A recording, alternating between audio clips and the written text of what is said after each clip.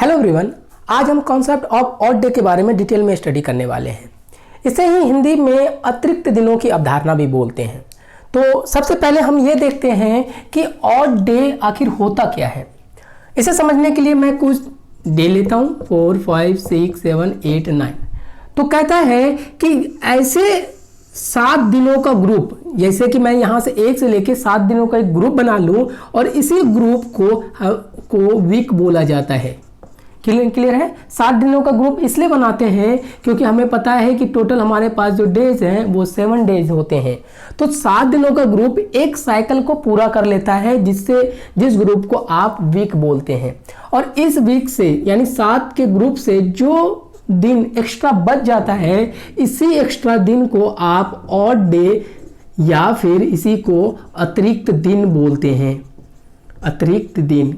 Clear हो गया। Odd day क्या है। एज इट इज अगर मैं इस नंबर को बढ़ा दूं 11, 12, 13, 14, 15 तक कर लूं, तो फिर से ये एक नए साइकिल को फॉर्म करने के लिए तैयार हो जाता है, जिसमें आप 7 का ग्रुप ले सकते हैं। ये देखना, ये 7 का ग्रुप लिया, फिर से ये एक साइकिल को पूरा कर गया, यानी फिर से आप इसे एक वीक बोलेंगे। और जो फिर से जो एक्स्ट्रा डे यहाँ पे बच जाता है, इसी को आप ऑड डे या फिर अतिरिक्त दिन बोलते हैं। यानी कि अगर हम 1 से लेकर 15 दिन लेते हैं तो इसमें अतिरिक्त दिन कितना हो गया? 1। यही तो है लास्ट वाला। तो ये तो मैंने आपको एक प्रोसेस में दिखाया, लेकिन अतिरिक्त दिन निकालते कैसे हैं जरा ध्यान से देखिए कि ऑड डे हम जब भी निकालते हैं, देखिएगा ऑड डे, तो इसके लिए क्या कहा जाता है कि जितने आपके पास टोटल डेज दिए गए हैं उसमें आप 7 से डिवाइड कर देंगे, और जो यहाँ पे आपका रिमाइंडर का जो वैल्यू होगा, यानी जिसे आप शेष कहते हैं, वही आपका आंसर होगा। यही हमारा आंसर कहला देगा। फॉर एग्जांपल अगर मैं इस वाले ग्रुप की बात करूं तो यहाँ पे टोटल डेज कितने हैं? 15। आप 15 को 7 से डिवाइड करेंगे तो 7, 15 को डिवाइड करते हैं, 7 2 जा 14, तो आया 1। तो यही जो रिमाइंडर है, यही रिमाइंडर आपको अतिरिक्त दिनों की संख्या बताता है।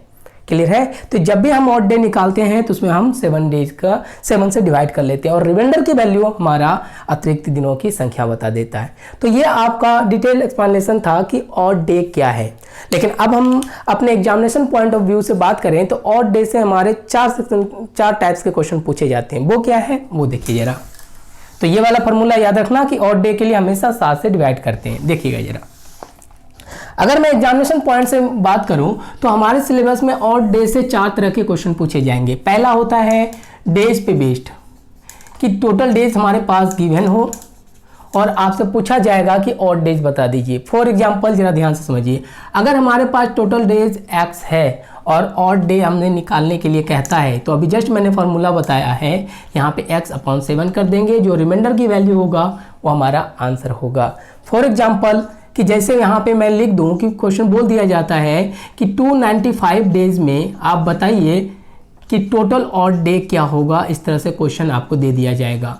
डे कुछ भी होगा, चाहे आप 295 ले लीजिए, कुछ भी जो मर्जी हो, रैंडमली वो दे देते हैं। इस तरह के क्वेश्चन उन्होंने डीएसएसपी प्राइमरी एग्जाम में भी पूछा हुआ था, तो अभी इनका यूज किया गया था। उन्होंने यहाँ पे कुछ एक ऑड डे दे दिया था, उन्होंने पूछा कि अब बताइए इसमें ऑड डे कितना होंगे, तो आपको इस वाले फार्मूले का डायरेक्टली यूज कर देना है और डायरेक्टली आप देखेंगे कि 295/7 कर देंगे, जो रिमाइंडर की वैल्यू होगी वो हमारा आंसर हो जाएगा। यानी 295 को 7 से डिवाइड कीजिए, 7 4 जा 28, 1 5 फिर 2 से कीजिए, या 1 4 रिमाइंडर क्या हो गया 1, और यही हमारा ऑड डे कहला देगा।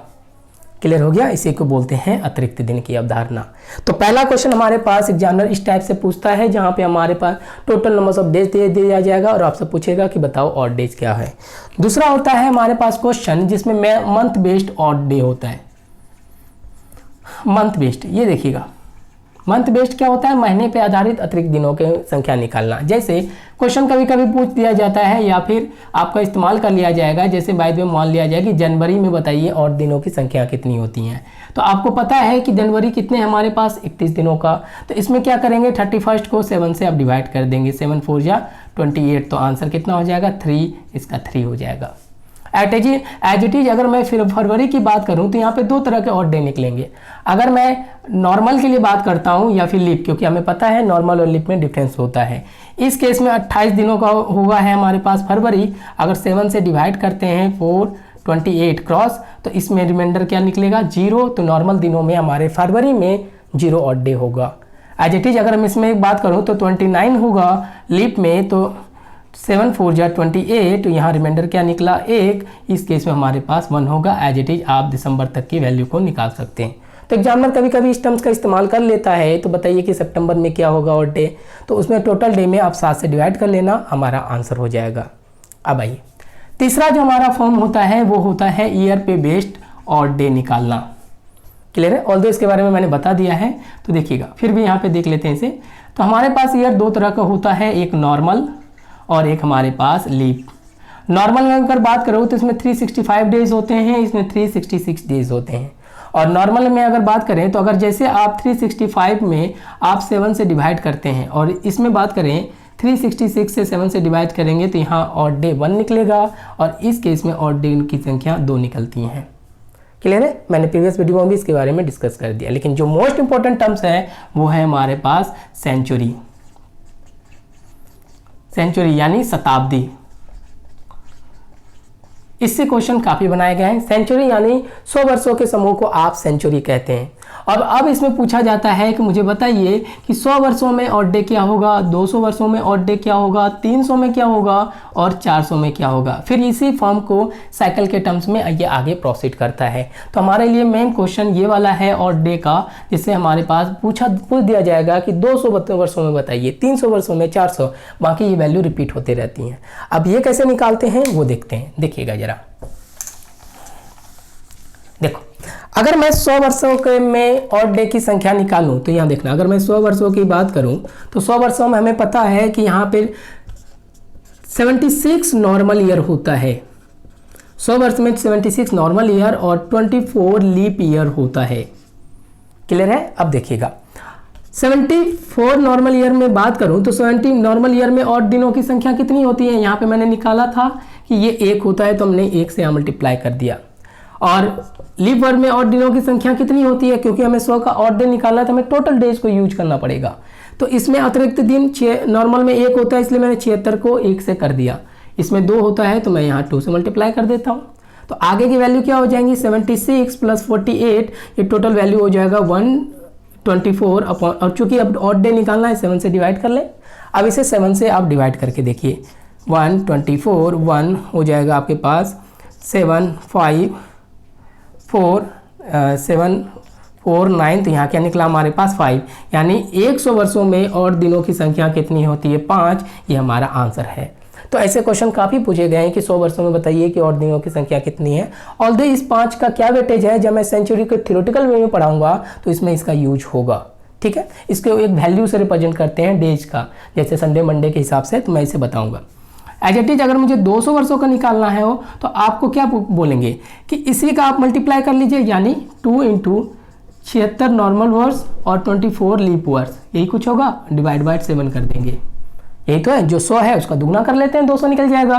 तो आपको पता है इतने की वैल्यू तो हमने निकाल ही रखी है 5, तो आप डायरेक्टली इसे कर सकते हैं 2 × 5/7, ये हो गया 10/7, तो यहाँ से रिमाइंडर क्या निकलेगा 3, यानी आपको पता हो गया कि 100 वर्षों में हमारे पास 5 है और 200 वर्षों में 3 है।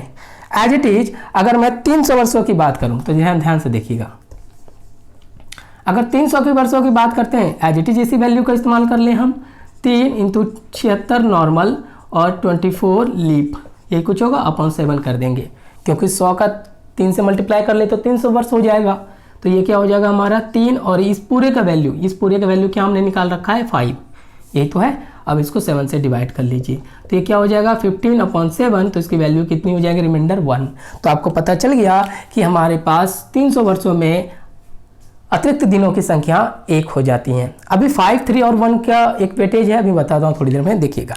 अब लास्ट अगर मैं 400 वर्षों की बात करूं तो देखिएगा जरा, अगर यहाँ पे हम 400 वर्षों की बात करते हैं, देखो अब 400 वर्षों को भी सेम एज इट इज करेंगे, 4 पे हम 4 करेंगे, ये देखना, क्योंकि 400 को 100 से मल्टीप्लाई करेंगे, 4 × 76 नॉर्मल 24 लीप, लेकिन यहाँ पे +1 किया जाता है। रीजन, क्योंकि देखना जैसे मैं 1 से 100 की बात करूँ तो 100 नॉर्मल नहीं है, 100 लीप नहीं है, 100 से 200 भी लीप नहीं है, इसमें भी आप 76 और 24 76 नॉर्मल और 24 साल आपका लीप ईयर होगा, सेम यहाँ पे होगा, यहाँ पर भी होगा। लेकिन 300 से 400 की बात करते हैं तो ये 76 प्लस यहाँ पे 25 हो जाता है। क्यों? क्योंकि ये 400 अपने आप में भी एक लीप है, क्योंकि जब हम 200 से 300 की बात करते हैं तो 300 लीप नहीं होता है, इसलिए यहाँ पे 24 लीप ईयर होता है। इस केस में भी 24 लीप ईयर होगा, यहाँ पर भी 24 होगा।